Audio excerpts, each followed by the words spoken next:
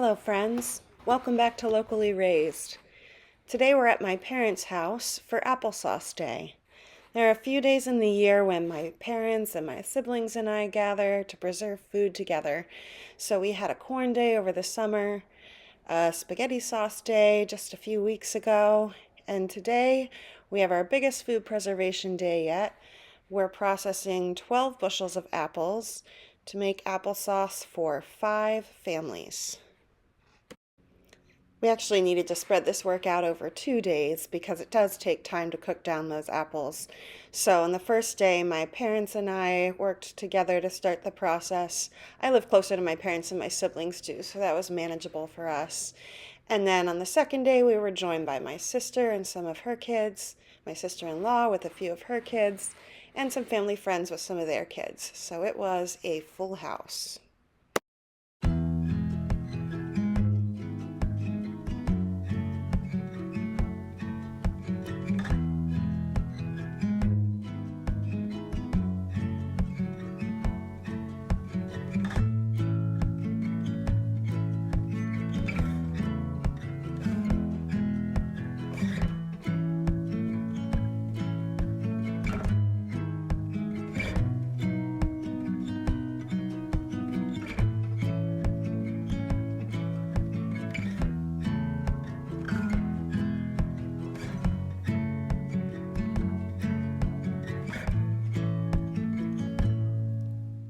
As you can see, the process began with washing all the apples, and then the tops and bottoms were scooped out, and the apples were quartered to be ready to cook down.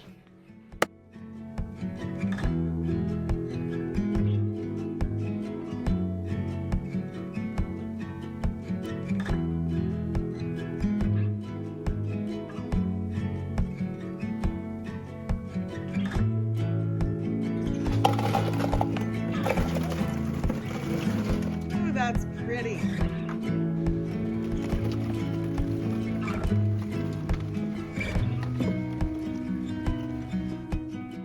A quart of water is added to each pot to be sure that the apples don't stick to the bottom.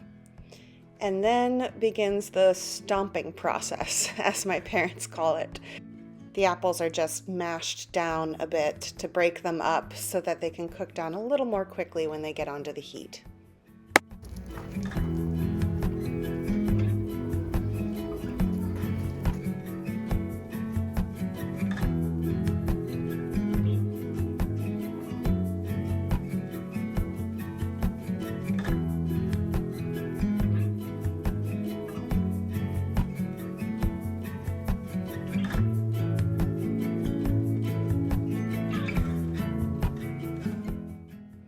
As you can imagine, this process was repeated many times because it took several batches to process all the apples.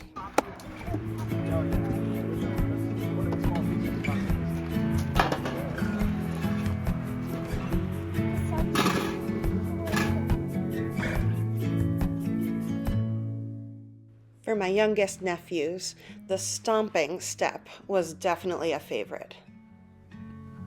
Look at that big dude right there. Yeah.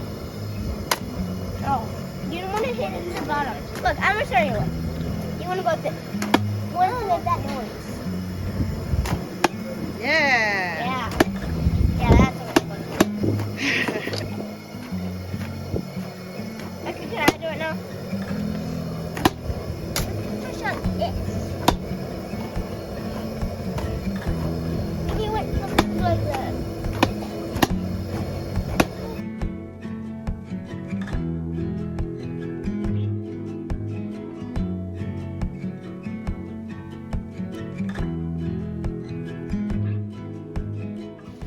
When they're on the heat, the apples need to be stirred pretty regularly to avoid burning. Most of these batches cooked for about an hour and a half before they were ready to pass through the food mill and be processed into applesauce.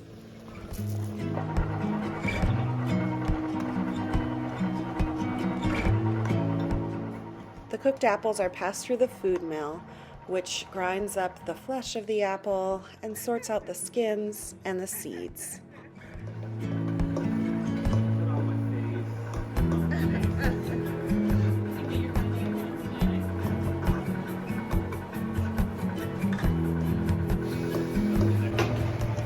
The waste is passed through the food mill one last time to be sure that any usable substance makes its way into the pot of applesauce.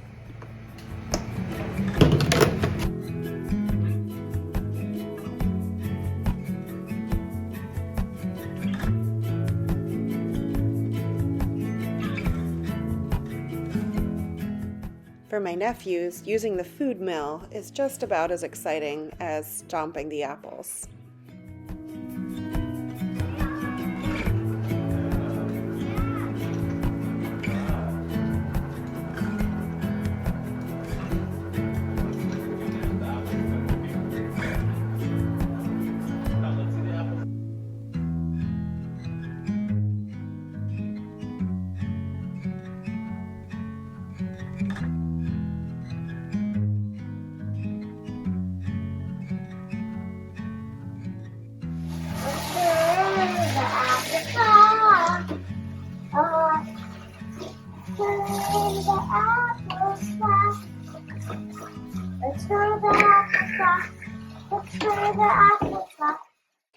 As the first few pots of applesauce are finished, the canning process begins. To help organize things and keep things manageable, each family fills their own jars and then processes those in the canner for 20 minutes and cools their jars, and they're prepared to take home.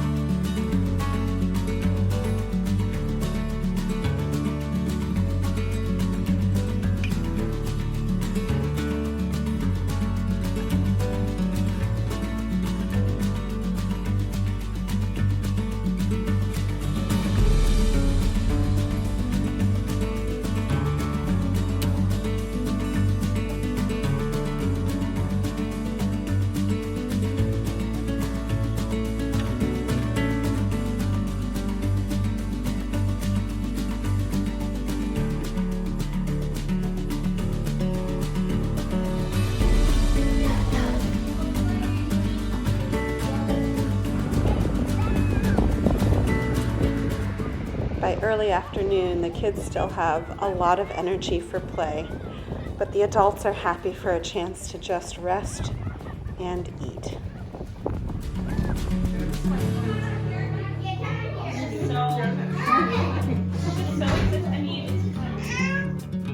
Well, thanks for joining me and my family for our days of canning applesauce. I've now added 3 dozen jars to my shelf, and I also packed about a dozen quart-sized freezer bags full of applesauce. I'm always weighing the merits of frozen versus canned, so I thought I'd try just a little bit frozen and see how we like that. We started with 12 bushels of apples, and in total that came to about 180 quarts. So that went home with 5 different families, and we should be all in good supply of applesauce for the next year. Please be sure to like and subscribe. I want to bring you more videos. Next week I'm excited to be able to share my grandma's apple pie recipe with you. She's actually going to help me make the recipe, so I'm looking forward to sharing that for the week of Thanksgiving. If you're planning some Thanksgiving pies, you can check in for that, and I'll see you next week. Until then.